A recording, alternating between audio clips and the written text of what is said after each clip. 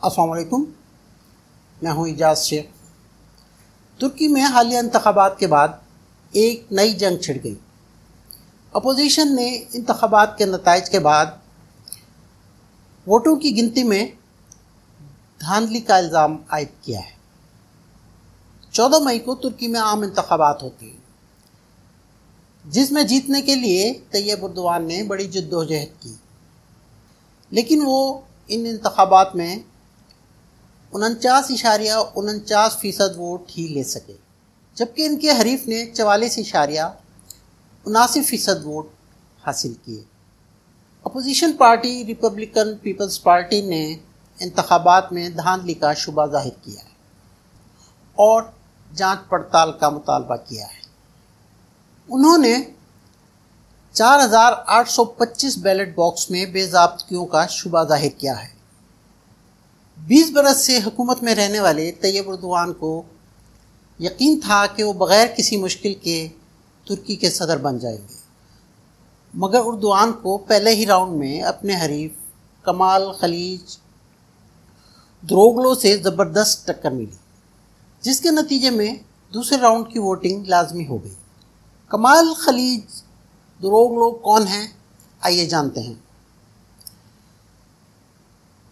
कमाल सन 1948 में तुर्की के एक अलवी ख़ानदान में पैदा हुए। उन्होंने अंकारा यूनिवर्सिटी से मुआशियात की तालीम हासिल की।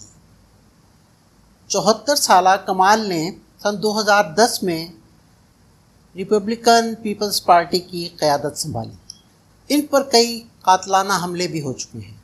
कमाल एक नरम मिजाज तबीयत रखने वाले शख्स के तौर पर जाने जाते हैं। इसी वजह से कमाल को तुर्की का गांधी भी कहा जाता है। उनका दावा है कि वो मुशावरत से तुर्की में पार्लिमानी निज़ाम को बहाल करेंगे। इनके नज़रियात का ताल्लुक़ कमाल अतातुर्क से है। तैयब एर्दोगान 26 फरवरी सन 1954 को इस्तांबुल के करीब एक शहर में पैदा हुए और इब्तदाई तालीम उन्होंने इसी शहर में एक स्कूल से हासिल की। इसके बाद उन्होंने मार्मारा यूनिवर्सिटी अंकारा से बिज़नेस एडमिनिस्ट्रेशन की तालीम हासिल की। उनके वालिद कोस्टल गार्ड में कैप्टन थे। तैयब एर्दोगान का ताल्लुक़ एक गरीब घराने से था। वो बताते हैं कि बाज़ दफ़ा हमारे घर में खाने के लिए सालन तक नहीं होता था और हम रोटी को खरबूजे के साथ खाते थे। तैयब एर्दोगान ने सन 1976 में बाकायदा सियासत का आगाज़ किया। इसके 2 साल बाद सन 1978 में तैयब एर्दोगान ने एक अरब खातून आमना से शादी कर ली। इनके 2 बेटे अहमद और बिलाल और 2 बेटियां इसरा और सनिया हैं। सन 1994 में वो इस्तांबुल शहर के मेयर मुंतखब हो गए। उस वक्त इस्तांबुल शहर की हालत बहुत ख़राब थी। वहाँ पानी, सफाई और ट्रैफिक के मसाइल थे और उस वक्त इस्तांबुल क्राइम कैपिटल समझा जाता था। तैयब एर्दोगान ने सिर्फ 2 साल में शहर का नक्शा बदल दिया और इस्तांबुल को एक क्राइम फ्री शहर बना दिया और इस्तांबुल का शुमार दुनिया के बेहतरीन शहरों में होने लगा।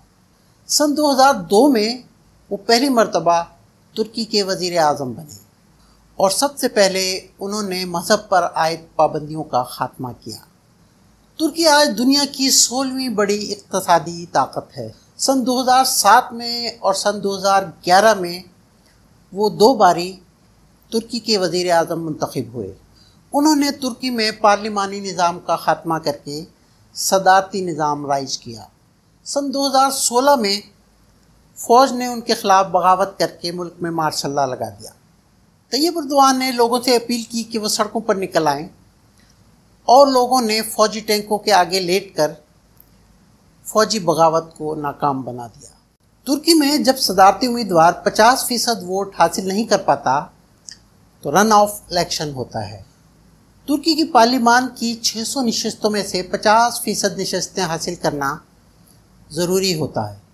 तुर्की में रन ऑफ इलेक्शन पहले मरहले के 2 हफ्तों के अंदर होना लाजमी है और अब इलेक्शन का ये दूसरा मरहला 28 मई सन 2023 को होना तय पाया है। वोटिंग के पहले मरहले में तैयब उर्दवान को 49.49% वोट हासिल हुए और उनके हरीफ कमाल खलील दुरोलो को 44.79% वोट हासिल हुए। वोटिंग के दूसरे मरहले में उस उम्मीदवार के लिए वोटिंग नहीं होती जिसने बहुत कम वोट लिए हों। इस सूरत हाल में अपोजिशन के एक उम्मीदवार सनान ओगान भी अहमियत के हामिल हैं, जिन्हें पहले मरहले में 5.2% वोट मिले हैं। अब अगर कोई पार्टी दूसरे मरहले में भी वाज़ेह अक्सरियत हासिल नहीं कर पाती तो सनान ओगान का रोल बहुत अहमियत इख्तियार कर जाएगा और वो किंग मेकर साबित होंगे। उर्दवान से पहले तुर्की मशरिक और मगरिब के दरमियान एक पुल समझा जाता था, लेकिन उर्दवान ने यूरोपीय यूनियन में शामिल होने की कोशिशों को तर्क कर दिया क्योंकि वो इनकी बहुत सारी शराइत को पूरा करने के लिए तैयार नहीं थे। लोगों का ख्याल है कि मगरिबी मीडिया तैयब उर्दवान के ख़िलाफ़ एक प्रोपेगेंडा चला रहा है और वो अपोजिशन को सपोर्ट कर रहा है। कमाल खलील दुरोलोन का कहना है कि वो इक़्तिदार में आकर तुर्की को एक डेमोक्रेटिक मुल्क बनाएंगे और यूरोपीय यूनियन के कवानीन तुर्की में लागू करेंगे। उनका कहना है कि नौजवान नस्ल आज़ादी चाहती है और वो पाबंदियों से तंग आ चुके हैं। कमाल खलील दुरोलोव तब्दीली का वो चेहरा है जिसकी ख्वाहिश बहुत से लोग कर रहे हैं, खुसूसन नौजवान। उर्दवान ने पार्लिमानी निज़ाम को सदारती निज़ाम में बदला और बहुत से इख्तियारात हासिल कर लिए। हाल ही में उर्दवान ने रूस के साथ ताल्लुकात को बेहतर बनाया है। अपने अदवार में उन्होंने तुर्की में बहुत से तरक्याती प्रोजेक्ट शुरू किए और उनके दौर में तुर्की ने बहुत तरक्की की, लेकिन मौजूदा हालात में तुर्की माशी बहरान का शिकार हो गया और महंगाई के ख़िलाफ़ बहुत सी आवाज़ें उठने लगीं और इसके नतीजे में बेरोज़गारी में भी इजाफ़ा हुआ और तैयब उर्दवान की मकबूलियत में कमी का बाइस भी यही महंगाई और बेरोज़गारी बनी। उधर कमाल खलील दुरोलोव ने महंगाई और बेरोज़गारी ख़त्म करने का नारा लगाया और यही नारा उनकी मकबूलियत में इजाफे का बाइस बना।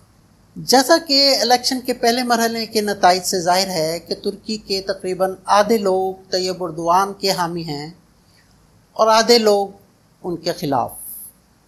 अब देखना यह है कि यूँ किस करवट बैठता है।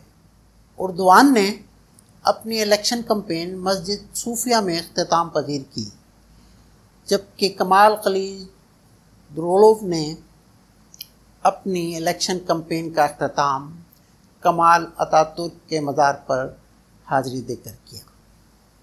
आप तुर्की के इन हालिया इलेक्शन को कैसे देखते हैं और आपकी राय में तुर्की का अगला सदर कौन मुंतखब होगा? नीचे कमेंट सेक्शन में अपनी राय से हमें ज़रूर आगाह करें और अगर आपने हमारा चैनल अभी तक सब्सक्राइब नहीं किया है तो अभी कर लें ताकि आपको आने वाली मज़ीद वीडियोस पहुंचती रहें। अपना और अपने चाहने वालों का ख्याल रखिए। अल्लाह हाफ़िज़।